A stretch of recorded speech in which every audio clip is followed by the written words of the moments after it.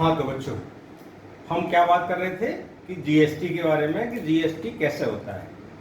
तो आपको बताया था कि एक ये कॉम्प्रिहेंसिव टैक्स है। कॉम्प्रिहेंसिव का मतलब इसमें पुराने जो बहुत सारे जो टैक्स लगा करते थे उनको ख़त्म करके एक टैक्स में जीएसटी में बना दिया। दूसरा बताया ये डेस्टिनेशन बेस्ड है। डेस्टिनेशन मतलब जगह। इसका मतलब क्या हुआ कि अंततः कोई भी वस्तु जहाँ कंज्यूम होती है जिस राज्य में, वहाँ का जो टैक्स है वो उस राज्य की सरकार को मिलेगा। इसलिए इसको डेस्टिनेशन बेस्ड टैक्स बोलते हैं। अब आपने देखा होगा कि जब आप बिल लेने जाते हो तो अक्सर आपने देखा होगा कि दो तरह के टैक्स आपको दिखाई देते हैं। मतलब उसके कंपोनेंट की बात हो रही है अब कि जब जीएसटी लग गया हमारे देश में, जब आप कहीं बिल लेने जाते हो तो उसमें दो तरह के टैक्स होते हैं। एक होता है, जैसे मैंने आपको बताया, सेंट्रल का जीएसटी, और एक होता है राज्य का जीएसटी। मतलब जो केंद्र सरकार जो जीएसटी लेती है और राज्य सरकार जीएसटी लेती है। जब हम बिल लेने जाते हैं और एक ही राज्य के अंदर में कारोबार हो रहा है तो उस बिल के जीएसटी के दो भाग होते हैं। एक सेंट्रल का जिसको बोलते हैं सीजीएसटी, सी मतलब सेंट्रल। एक होता है एसजीएसटी, स्टेट जीएसटी। इसको ऐसे समझिए, मान लो एक आप मोबाइल खरीद रहे हैं और मोबाइल 12% के जीएसटी स्लैब में आ रहा है। मतलब भारत सरकार ने जो इलेक्ट्रॉनिक चीज़ है मोबाइल्स जैसी, उस पर 12% जीएसटी निर्धारित किया है। तो जब दुकानदार से आप मोबाइल खरीदेंगे और इसका बिल मांगेंगे तो इस 12% को वो दो भागों में बांट देगा, सेंट्रल का जीएसटी और राज्य का जीएसटी। सीजीएसटी और एसजीएसटी 6% कर देगा। समझ गए? तो उससे कभी कभी कन्फ्यूजन हो जाता है, जो नहीं जानता अरे ये दो बार टैक्स कैसे लग गया, एक ही टीएसटी होता है, ये दो कैसे हो गया, तो वहाँ आपको कन्फ्यूजन नहीं होता। राज्य के अंदर जो लगता है वो सीजीएसटी और एसजीएसटी लगता है। यदि कोई सामान एक राज्य से दूसरे राज्य में बेचा जा रहा है तो वहाँ ये दोनों जो टैक्स होते हैं जो मैंने अभी बताया, सीजीएसटी और एसजीएसटी, ये नहीं लगते हैं। उसकी जगह पर केवल एक टैक्स, एक कॉलम होता है, उसको बोलते हैं आईजीएसटी। आईजीएसटी, आई का मतलब क्या है इसमें? Inter state GST. तो वहाँ सिर्फ एक कॉलम होता है और जो पूरा का पूरा जो टैक्स होता है वो एक कॉलम में ही आता है, उसको बोलते हैं आईजीएसटी। ठीक।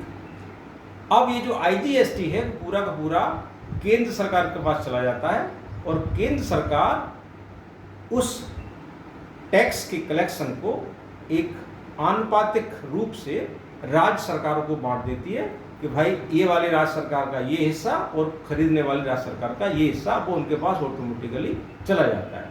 तो ये होता है आईजीएसटी। तो इस तरह से ये जीएसटी काम करता है। अब जो इस जीएसटी के आने से क्या फायदा हुआ है बच्चों, ये समझिए कि पहले हमारे देश में जो एक सबसे बड़ी कठिनाई थी आम जनता को कि टैक्स पे भी टैक्स लगा देते थे लोग और चीज़ें महंगी हो जाती थी। अब क्या है, जीएसटी के आने से एक टैक्स का जो स्ट्रक्चर है वो बड़ा अच्छा हो गया है, सुसंगत हो गया है। तो इसमें जो कैस्केडिंग इफेक्ट है वो ख़त्म हो गया है और चीज़ें महंगी नहीं हुई हैं। बहुत सी चीज़ें तो सस्ती हो गई हैं, और सस्ती आपको लगता ज़रूर है कि 12% टैक्स, 18% टैक्स, लेकिन चीज़ें ठीक ठाक रेट पे मिलने लगी हैं। टैक्स पर टैक्स नहीं लगता, यद्यपि टैक्स तो देना है लेकिन टैक्स ठीक हो गया है और चीज़ें, बहुत सी चीज़ें तो सस्ती हुई हैं। यहाँ मैं आपको एक चीज़ और बताना चाहूँगा कि जीएसटी में सारी चीज़ें नहीं आई हैं। कुछ चीज़ें आज भी ऐसी हैं वो जीएसटी के दायरे से बाहर हैं, उन पर जीएसटी नहीं लगा है। और वो चीज़ें दो कौन सी हैं जो जीएसटी के स्लैब में आती नहीं हैं? उसमें से पहली चीज़ है एल्कोहल, अर्थात शराब। और दूसरी है पेट्रोलियम प्रोडक्ट्स। पहले शराब की बात कर लेते हैं। देखिए, शराब कहीं ना कहीं किसी न किसी राज्य में बनती है और उसी राज्य में या दूसरे राज्य में बेची जाती है। तो जब ये जीएसटी लागू होने वाला था और इस पर हमारे देश में बहस चल रही थी, तो राज्य की सरकारें अड़ गई कि नहीं, शराब को इसमें आप शामिल नहीं करेंगे, शराब को इससे दूर रखिए। भाई सारी चीज़ें आ गई हैं, आने वाली हैं, तो शराब को दूर रखने का जीएसटी से क्या औचित्य है? राज्य सरकारों का ये तर्क था कि शराब से जो टैक्स आता है वो बहुत मात्रा में आता है और जब ये जीएसटी के दायरे में आ जाएगा तो हमारे राज्यों का टैक्स कलेक्शन कम हो जाएगा, हम कैसे अपने खर्चे चलाएंगे। आप मानिए कि शराब पर बहुत बड़ी मात्रा में राज्य सरकार टैक्स वसूलती है और शराब की प्रोडक्शन पर और बिक्री पर वही पुराना सिस्टम, जैसे मैंने पुराना सिस्टम क्या बताया आपको कि किसी भी वस्तु के उत्पादन पर पहले क्या लगता था, शुरू में एक्साइज ड्यूटी लगती थी और बेचने पर उस पर सेल टैक्स लगता था, वेट लगता था। तो आज भी शराब पर एक्साइज ड्यूटी सरकार लेती हैं और उस पर बेचने पर वेट लेती है। ध्यान रखिए, शराब जिस राज्य में शराब बन रही है वही सरकार एक्साइज ड्यूटी वसूल करती है। समझ में आया मैं क्या कहना चाह रहा हूँ? शराब के अलावा कोई भी चीज़ देश में पैदा हो रही है, उत्पादन की जा रही है, उस पर एक्साइज ड्यूटी कौन लेता है? केंद्र सरकार। लेकिन राज्य में यदि शराब बन रही है और शराब बेची जा रही है तो उस पर एक्साइज ड्यूटी प्रोडक्शन पर अर्थात उसके उत्पादन पर और बेचने पर जो वेट है वो राज्य सरकार लेती है। तो बहुत बड़ी मात्रा में जो टैक्स इससे आता है, इसीलिए राज्य सरकारों ने शराब को इससे अलग रखा है जीएसटी से। और पेट्रोलियम प्रोडक्ट भी इसके दायरे में नहीं है, उसमें भी पुरानी व्यवस्था एक्साइज ड्यूटी की और वेट की अभी भी चालू है। आप यकीन मानिए, जब ये जीएसटी लागू हो रहा था तो राज्य सरकारें अड़ गईं। जैसा कि मैंने आपको बताया कि ये जीएसटी जब हमारे देश में लागू हुआ तो ये बहुत बड़ा एक रिफॉर्म था टैक्स के मामले में। तो संविधान संशोधन करना पड़ा और उस संविधान संशोधन में ही लिखवाना पड़ा राज्य सरकारों की वजह से कि इसकी परिभाषा में ही लिखिए। तो उसमें परिभाषा में है, जीएसटी में ये हमारे संविधान में लिखा हुआ है कि शराब को छोड़कर जितनी भी वस्तुएं और सेवाएं होंगी वो सब जीएसटी के दायरे में आएंगी। तो अब उन्हें शराब को इसमें लाना बहुत मुश्किल काम है। शराब को जीएसटी में लाने के लिए फिर से संविधान में संशोधन करना पड़ेगा और वो बड़ी टेढ़ी खीर है, क्योंकि संविधान में संशोधन करना टैक्स के मामले में बड़ा पेचीदा होता है। इसमें केवल केंद्र की सरकार का रोल नहीं है, इसमें देश में पूरे राज्य की सरकारों का भी अहम योगदान होता है। तो ये दो चीज़ें हैं, शराब और पेट्रोलियम, वो जीएसटी से बाहर है। अब बात आती है कि जीएसटी से आम जो व्यापारी है उसको क्या हुआ और आम उपभोक्ता है उसके ऊपर क्या इसका इफेक्ट पड़ा। तो देखिए, और सरकार का इस पर क्या इफेक्ट हुआ। इसमें जो स्टेक होल्डर है, मतलब इस जीएसटी से संबंधित में कौन कौन सी पार्टी आ गई। एक तो कल कारखाने आ गए जहाँ वो चीज़ बनती है, एक सरकार है जो टैक्स लेती है, एक होलसेलर है थोक व्यापारी उन चीज़ों को बेचता है, एक रिटेलर है जो खुदरा में बेचता है, एक है कंज्यूमर, लास्ट में हम लोग आम आदमी।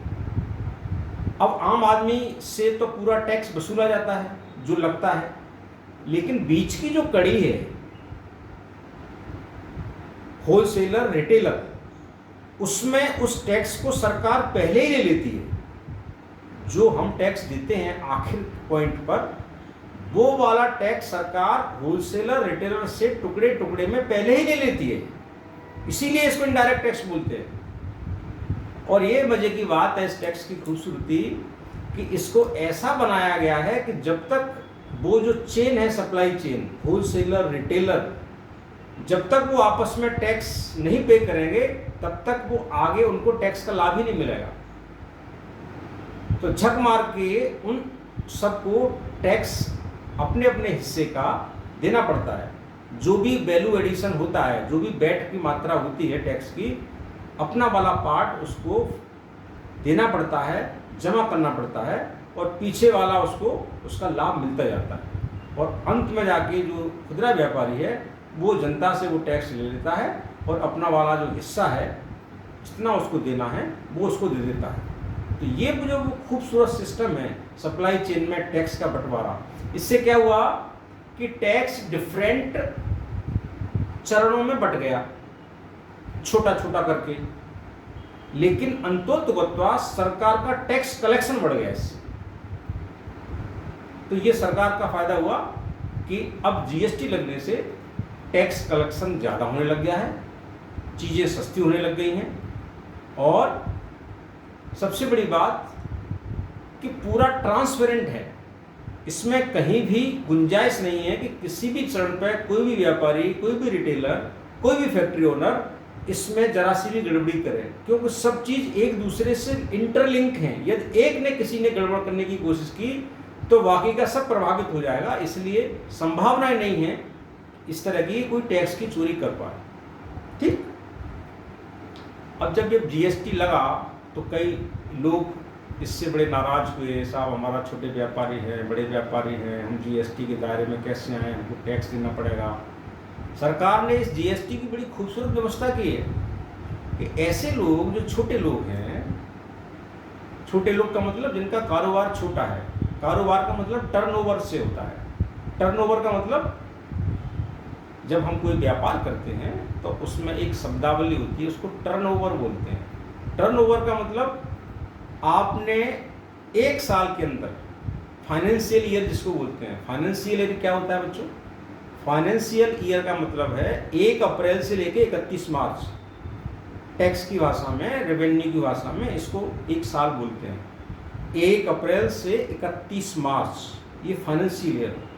उस फाइनेंशियल ईयर में किसी व्यापारी ने, जो छोटा व्यापारी है या बड़ा व्यापारी है, कितना सामान, वस्तुएं बेची, जो बेचने की जो कीमत है, परचेज है उसका जो सेल्स है, परचेज नहीं सेल्स यदि 20 लाख से कम है तो उसको जीएसटी का कोई झंझट नहीं पालना, वो जीएसटी के दायरे में नहीं आता है।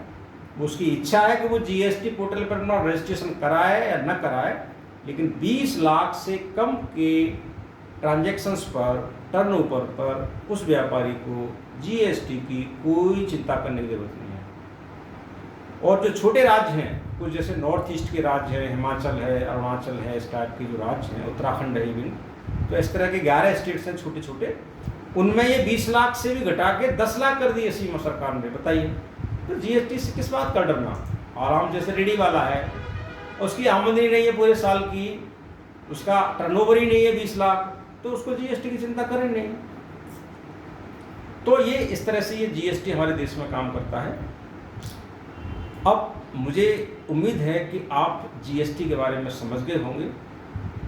चलते चलते आपको एक चीज़ और बता दूं कि जीएसटी पूरा का पूरा ऑनलाइन है, और एक ही साइट पर, जो इसकी साइट है, वेबसाइट जो जीएसटी की साइट है, सारे के सारे काम उसी एक साइट पर करने हैं। पहले क्या होता था, वेट किसी की साइट पे भरना है, कोई ड्यूटी किसी की साइट पे भरनी है, कई उसमें साइट खुलनी पड़ती थी, कई दफ्तरों में चक्कर लगाने पड़ते थे, लेकिन अब वो सारा खत्म हो गया है। सिर्फ एक पोर्टल पे, जीएसटी पे सारा का सारा काम हो जाएगा। अब जीएसटी फाइल कैसे होता है? रिटर्न फाइल जिसे बोलते हैं। तो इससे डरना नहीं है, रिटर्न फाइल कोई बड़ी भारी चीज़ नहीं होती है। रिटर्न फाइल का मतलब क्या होता है? मोटे मोटी शब्द ये समझिए, रिटर्न फाइल का मतलब है सरकार को सूचना देना, उसको रिटर्न बोलते हैं। क्या सूचना देना कि भाई आपने 1 महीने में कितना कारोबार किया, उसकी सूचना तो दे दो। कैसे काम करता है, जैसे थोड़ी देर के लिए ये आपका महीना है जुलाई का, अभी कौन सा महीना चल रहा है, आज हम बात कर रहे हैं, ये चल रहा है मई का। तो मई के महीने में आपने कितना चीज़ें बेची, उसकी 10 तारीख तक जानकारी दे दो, ठीक। अगले महीने की जून तक, फिर अगले महीने की 15 तारीख तो कितनी खरीदी कितनी बेची, इनपुट और आउटपुट दोनों को दे दो, और फिर 20 तारीख तक टोटल आप अपना इस महीने का हिसाब किताब जाके उस सिस्टम पे डाल दो, साइट पे सूचना दे दो।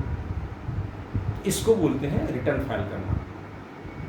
जैसे ही आपने वो सूचनाएं दी, ऑटोमेटिकली सिस्टम आपका एक चालान बना देता है, और चालान में आ जाता है कि साहब आपका इतना टैक्स हो गया, कट पिट के जो भी नेट टैक्स है आपका, वेट जो आया इतना आया, और आपको चालान डेवलप हो गया तो आपको कहीं पटाने की जरूरत नहीं है। आपका जो खाता है बैंक से लिंक है, आपका जो अकाउंट है बैंक उस लिंक है, और वहीं से वहीं आपने यस किया और आपके बैंक से उतना पैसा चला गया। बड़ा ही सस्ता, बड़ा ही सुंदर तरीका है जीएसटी का, इससे कोई डरने की जरूरत नहीं है।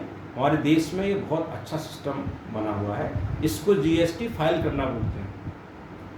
अब ये जो फाइल करने का झंझट है, कभी लोग बोलते हैं कि साहब 1 साल 1 महीने में 3 बार रिटर्न भरो, उसको जीएसटी R1 बोलते हैं, फिर दूसरे वाले को जीएसटी R2, जीएसटी R3, फिर लास्ट में जो होता है फाइनल जो होता है वो होता है। तो 1 महीने में 3 रिटर्न फाइल होते हैं, मतलब 3 बार सूचनाएं देनी पड़ती हैं। तो 12 महीने में कितने हुए, 12 3 36 बार आपको सूचनाएं देनी है।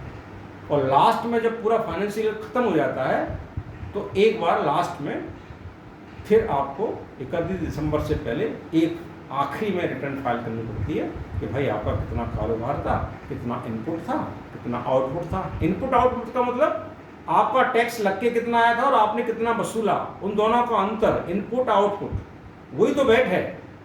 वेट का मतलब है आप पे टैक्स पीछे से कितना लग के आया, आपने कितना लिया, उन दोनों का अंतर कर लिया।